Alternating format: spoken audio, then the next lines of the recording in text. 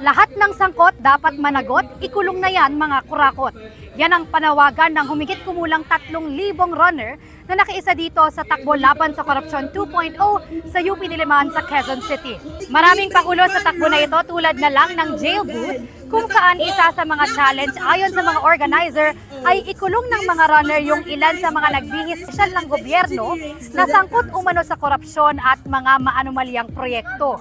Kasama ko yung aking anak po sa ngayon dahil naniniwala kami na itong nagaganap na korupsyon, hindi lang pera ang ninanakaw, kundi yung kinabukasan, kagaya ng anak ko, ng mga bata, yung kinabukasan na ninanakaw. Number 1, gusto kong tawag doon, tumakbo. And number 2, gusto kong makulong yung mga nangungurakot sa bansa natin.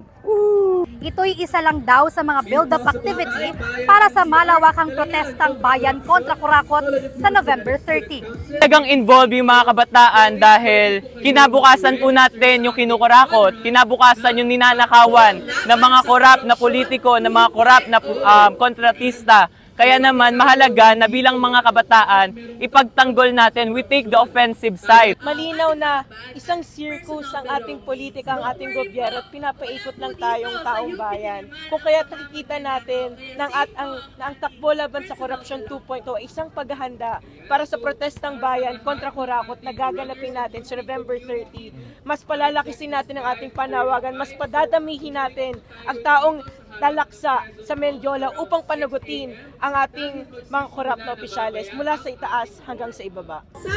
Yan muna ang latest mula rito sa Quezon City, Bea Pinlac para sa GMA Integrated News.